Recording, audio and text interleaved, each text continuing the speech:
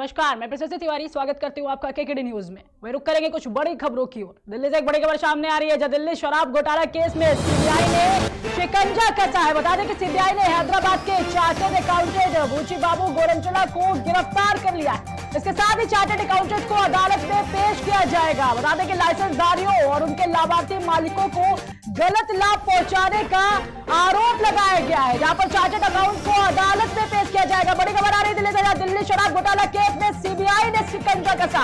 CBI ने हैदराबाद के chartered accountant बूची बाबू गोरंचला को गिरफ्तार कर लिया है।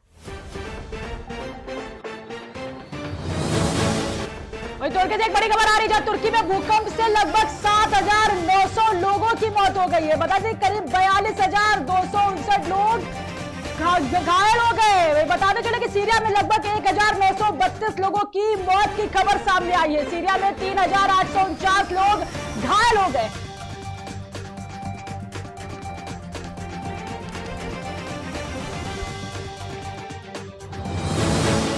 लखनऊ से एक बड़ी खबर सामने आ रही है, जहां 3 महीने से गायब आईएएस अभिषेक सिंह को निलंबित कर दिया गया है। 2011 बैच के आईएएस अधिकारी अभिषेक सिंह है, जल्दी दिया जाएगा आरोप पत्र, जिनको राजस्व परिषद से संबंधित बताया गया। बता दिया बिना लिखित अनुमति मुख्यालय छोड़ने पर उन पर रोक लगा दी गई है। लखनऊ से बड़ी खबर सामने आ रही है, 3 महीने से गायब आईएएस अभिषेक सिंह को निलंबित कर दिया गया है। 2011 बैच के आईएएस अधिकारी अभिषेक सिंह है।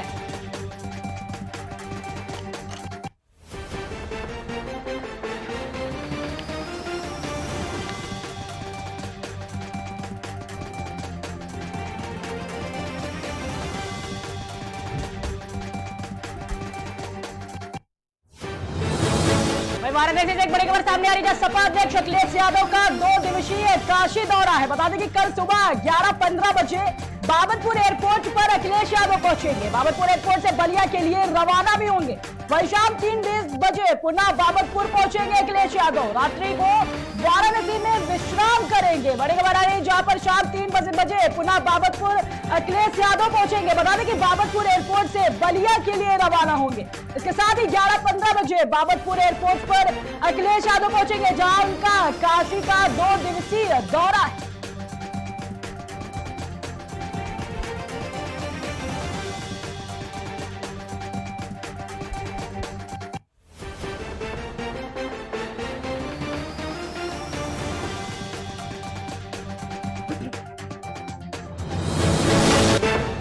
गोरखपुर से एक बड़ी खबर सामने आ रही है, प्रभारी मंत्री सुरेश खन्ना के गोरखपुर दौरे का आज दूसरा दिन है। बता दें कि प्रभारी मंत्री ने मलिन बस्तियों का निरीक्षण किया है। इसके साथ ही हजारी बाग स्थित मलिन बस्ती का भी निरीक्षण किया है। लोगों से सरकारी योजनाओं के बारे में उन्होंने जानकारी ली है।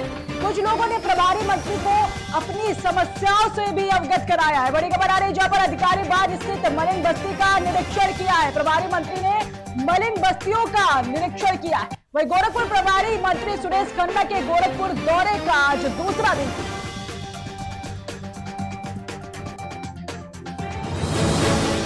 एक और बड़ी खबर आ रही है लखनऊ से, जहां इन्वेस्टर समिट G20 सम्मेलन को लेकर तैयारियां तेज हो गई हैं। बता दें कि स्वास्थ्य विभाग ने 3 QRT टीमें गठित की।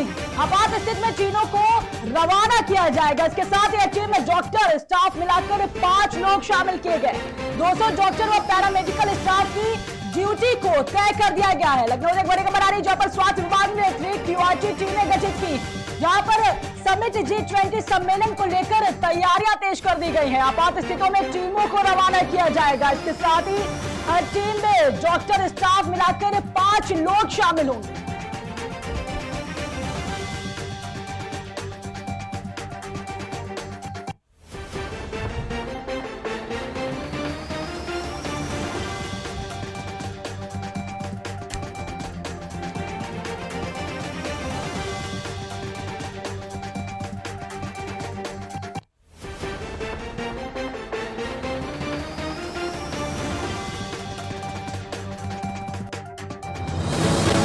एक और बड़ी खबर आ रही है लखनऊ से, जब फिर उछल गया है RT-PCR जांच किट खरीद में धांधली मामला। बता दें कि एक शख्स ने KGMU में 140 शिक्षकों को ईमेल भेजा।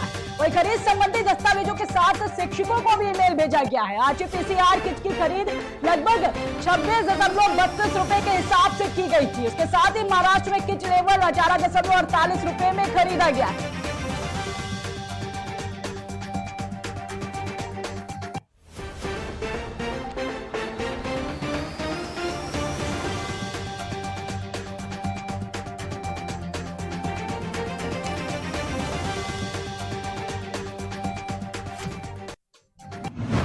वही रुक करेंगे कुछ खास खबरों की ओर। खबर मंडला से है, जहां इन दिनों मंडला जिले के नगर और आसपास के ग्रामीण अंचलों में सीवर लाइन का काम तेजी से चल रहा है। वही सीवर लाइन का काम करते समय एक मजदूर फंस गया।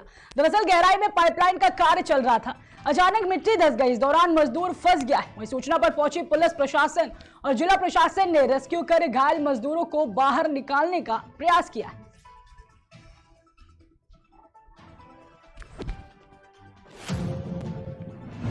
वहीं खबर लखनऊ से है, जहां ठाकुरगंज थाना क्षेत्र के बालागंज क्षेत्र स्थित अमन सिटी निवासी एक युवती ने अपने हाथ की नस काट ली। पीड़िता ने सपा नेता आतिफ उर्फ आजम खान पर यौन शोषण का आरोप लगाया है। इस मामले का वीडियो सोशल मीडिया पर तेजी से वायरल हो रहा है। वहीं पीड़िता की तहरीर पर कोई कार्रवाई नहीं की गई।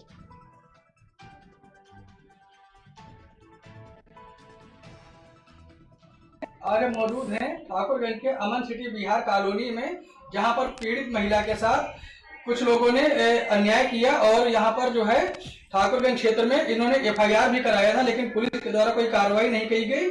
आइए जानकारी करते हैं कि आगे इनका क्या मामला है और ऐसा क्या इनका जो है वो रहा कि अभी पुलिस उच्च अधिकारियों के द्वारा इनके एप्लीकेशन पे वो पुलिस अधिकारियों द्वारा कोई कार्रवाई नहीं की गई। आइए हम बात करते हैं पीड़ित महिला से। क्या नाम है आपका? क्या मामला हुआ था आपका? कुछ नहीं हुआ था, 6 साल से रिलेशन में थे, उसके बाद शादी की। अभी कह रहा है कि मुझे रहना नहीं है, पैसे भी मुझसे ले लिए, उसके बाद मकान भी ले रहा है। अभी 31 तारीख को जब कोई ऑप्शन नहीं इंसान के पास रह जाएगा तो मरने का ही ऑप्शन ढूंढेगा, और कौन ढूंढेगा। तो मुझे जो सही लगा मैंने अपना नस काटा है, जो भी खाया। उसके बाद कार्रवाई बच भी गई, मेरे घर वालों ने बचा लिया जिस तरीके से भी बची। उसके बाद में कार्रवाई हो रही है, थाना में जाके एफआईआर हो रही है, कोई कार्रवाई नहीं हो रहा है अभी तक। वो घूम ही रहा है इसी तरीके से घूम रहा है। कोई एक पुलिस वाला कार्रवाई नहीं करने के लिए तैयार है। वहां पे मैं बालागंज चौकी जाती हूँ तो मुझसे मैं बोल रही हूँ आतिफ कहाँ, तो बोल काकोरी में होंगे। इस तरीके से बात कर रहे हैं। क्यों भैया, मरे हुए इंसानों की सुनी जाती है, जिंदा लोगों की कोई बात नहीं सुनी जाती है। नहीं तो किसी पार्टी का नेता भी है क्या? हाँ है ना, नेता नहीं है, पार्षदी का इलेक्शन लड़ रहा था। तो जो नेता होंगे तो नेता इसी तरीके से लोगों के साथ करेंगे। नॉर्मल इंसान की कोई वैल्यू नहीं होती है। नहीं तो उसके ऊपर किसका मतलब उसके ऊपर किसका हाथ है, किसके संरक्षण में ऐसा चल रहा है जो उसके ऊपर कार्रवाई नहीं की जा सकती, अभी तक नहीं हुई? सुनने में तो आ रहा है कौशल किशोर का ही हाथ रखा हुआ है, उन्होंने रखा हुआ है। ठीक है, उसे बचा रहे। अगर कौशल किशोर ही बचा रहे तो ये बताओ एक बार, कौशल किशोर नेता है या कुछ भी है तो मुझे नहीं पता है।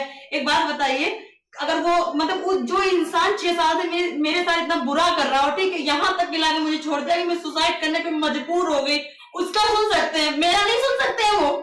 नहीं, जब आप पुलिस अधिकारियों के पास थाने गए थी तो वहां पर प्रशासन के द्वारा क्या बताया गया? थाने पे क्या आपसे कहा कि आप कहाँ पे जाइए, क्या करिए? थाने गई, उन्होंने बोला आपको केस कुलदीप यादव देख रहे हैं, वहां जाइए। तो मैं बालागंज चौकी गई, वो कह रहे महिला थाने भेज दिया है, वहां से फोन आएगा, यहाँ से फोन आएगा।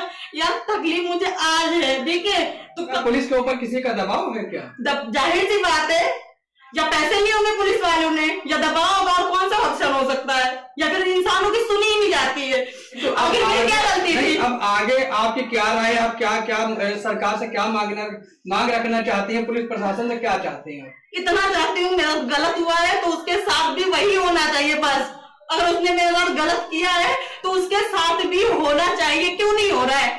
तो ये पीड़ित महिला थी जो लखनऊ के ठाकुरगंज पुलिस के द्वारा लगातार प्रताड़ित की जा रही है, और जिसको किसी सपा के नेता ने जो है इनका लगभग 5-6 साल इस्तेमाल किया, यूज किया, और उसके बाद इनको छोड़ दिया।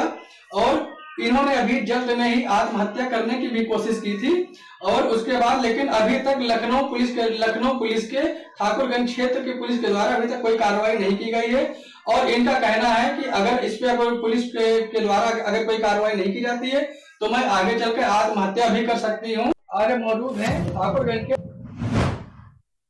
पहले पीड़ित महिला का वीडियो तेजी से वायरल हो रहा था। वीडियो के वायरल होने के बाद भी लखनऊ पुलिस मामले में कोई कार्रवाई नहीं कर रही थी। वही महिला ने बताया है कि आरोपी के ऊपर उच्च स्तरीय लोगों का संरक्षण प्राप्त है।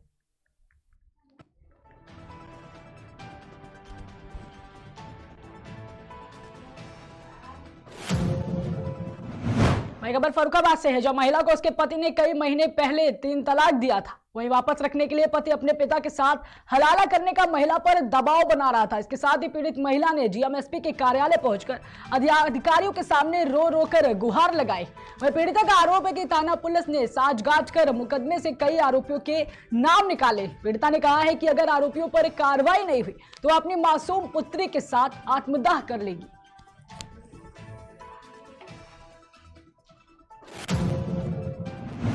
खबर उन्नाव से है, जहां सड़क दुर्घटना में हुई मौत के बाद विधायक आशुतोष शुक्ला ने पीड़ित परिवार को 50,000 रुपए की आर्थिक मदद की। बता दें कि 22 जनवरी को आजाद मार्ग लखनऊ कानपुर हाईवे पर सड़क दुर्घटना में 6 लोगों की मौत हो गई थी। सड़क दुर्घटना हुई थी, उसमें रात में जैसे हमें जानकारी हुई थी मैं हॉस्पिटल पहुंचा था। हमारे सारे पत्रकार बंद थे, आप लोग भी वहां पे मौजूद थे। उस समय उन्होंने घोषणा की थी कि उनकी आर्थिक मदद करूंगा, लेकिन आचार संहिता चल रही थी, मदद हो नहीं सकती थी। तो आज मैं सुपासी गांव गया था। सुपासी गांव में मतलब जो छोटे लाल जी थे, छोटे लाल रावत, उनके परिवार को 50,000 और जो जहुआ के तिवारी परिवार था उनके परिवार को 50,000 रुपया की हमने आर्थिक सहायता की। ईश्वर से हम प्रार्थना करते हैं अपने आराध्य बालाजी महाराज से कि मृतक आत्मा को शांति। इसके लिए पूर्ण रूप से परिवहन विभाग में जो ARTO बैठते हैं वो, और अगर पुलिस प्रशासन सख्ती कर दे, आदरणीय जिलाधिकारी जी जो है, जिलाधिकारी बहुत करती है, अगर पुलिस प्रशासन चाह जाए और परिवहन विभाग चल जाए तो 24 घंटे वो रोड नहीं चल सकता। कल 8 फरवरी उत्तर प्रदेश उद्योग व्यापार प्रतिनिधि मंडल जिला आगरा की ओर से व्यापारी महासम्मेलन और सम्मान समारोह का आयोजन होटल JP पैलेस में किया जा रहा है, जिसमें उत्तर प्रदेश के 10 जिलों में 1000 की संख्या में व्यापारियों का महाकुंभ का आयोजन होगा। इससे पहले कैलाशपुरी स्थित होटल भावना क्लार्क्स इनमें संगठन के पदाधिकारियों ने सम्मेलन की घोषणा करते हुए आमंत्रण पत्र का विमोचन किया था।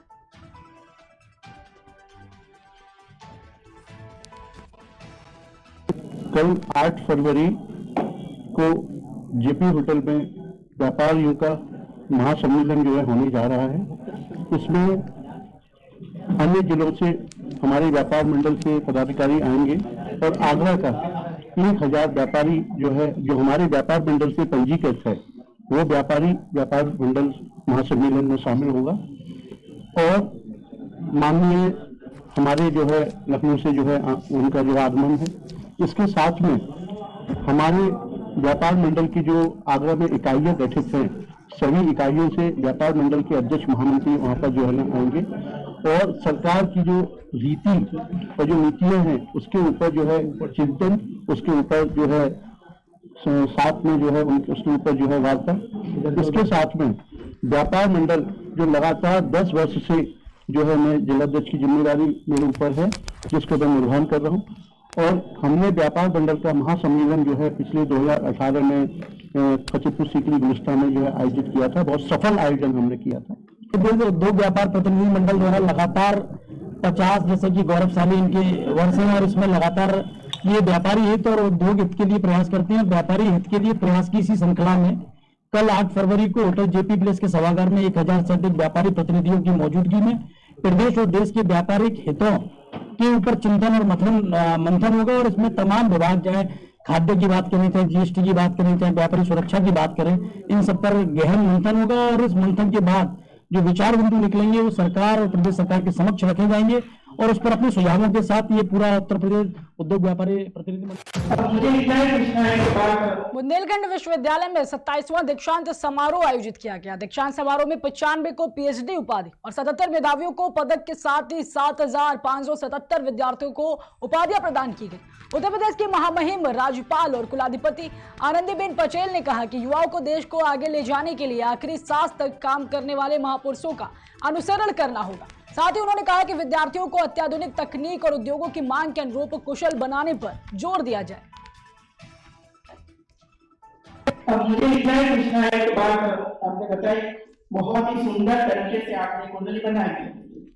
भविष्य में कैंसर होगा कि नहीं वो भी कुंडली बताएगा। इतनी अच्छी शोध रिसर्च ये यूनिवर्सिटी ने की है, इसी वजह से मैं आपको बहुत बहुत बधाई। पेटेंट के लिए अप्लाई किया है लेकिन वैसे पेटेंट नहीं मिलती है, कड़े नियम होते हैं और कड़े नियमों से पास होना पड़ता है, लेकिन प्रयास अच्छा है। तो मुझे बैठ कर ऐसा विचार आया कि कुंडली में एक है कि कोई दहेज की मांग करता है या करेगा, ये बताएगी कि जो हम लड़कियों को पसंद कर बैठे हैं उसकी कुंडली मिलाओ। तो जैसे तो कुंडली मिलती है, मिला रहेंगे 32 मिले, कितना मुझे पता नहीं है। तो इसमें एक ऐप है, ये छोड़ दो कि ये जो लड़के को हम पसंद करने जा रहे थे वो भविष्य में बेटी के पास से दहेज की मांग करेगा। यदि जो हाँ बोल रहा है तो हमारी बेटी बच जाएगी। सही है कि नहीं है? बहुत अच्छा लगा आपका प्रदर्शन। अब मुझे इतना ही पूछना है कि बात आपने बताई, बहुत ही सुंदर तरीके से आपने कुंडली बनाई। भविष्य में कैंसर होगा कि नहीं होगी कुंडली बताइएगा। खबर वाराणसी से है, जहां अपर नगर आयुक्त नेतृत्व में उप जिलाधिकारी को उपस्थित में पुलिस बल के सहयोग से मिंट हाउस से नदेसर होते हुए गौसाबाद तक संयुक्त अतिक्रमण अभियान चलाया गया। वही अतिक्रमित क्षेत्र से दुकानों के बाहर अवैध रूप से लगाए गए लोहे की जालियां, अवैध सीढ़ी आदि को हटवाकर मार्ग को पूरी तरह से खाली करा दिया गया। पूरे अभियान के दौरान अतिक्रमण करने वाले दुकानदारों का अतिक्रमित सामान को भी जब्त कर लिया गया है।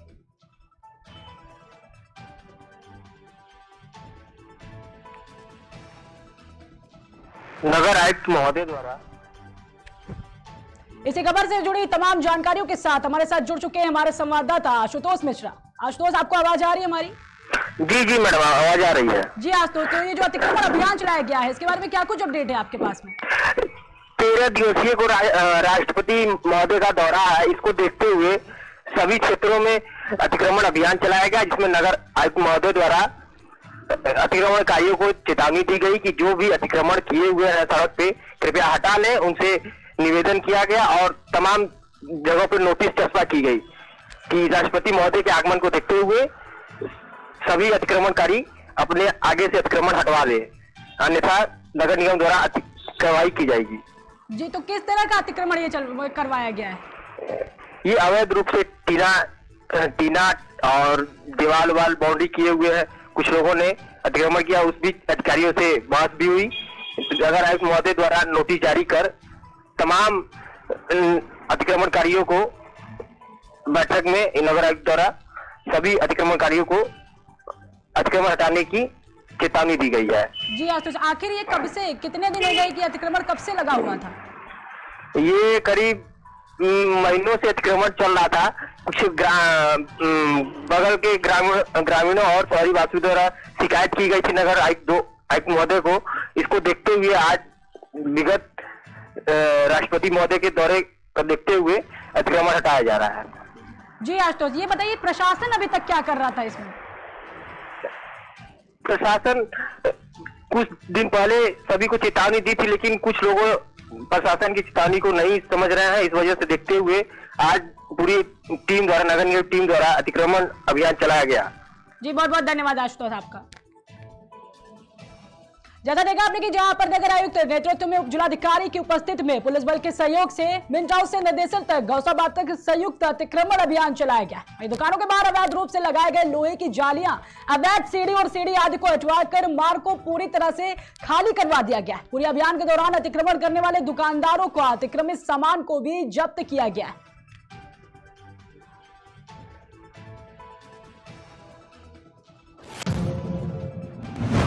खबर कासगंज से है, जहां वोडाफोन के फर्जी एजेंट बन फ्रॉड करने वाले 4 शातिरों को पुलिस ने गिरफ्तार किया।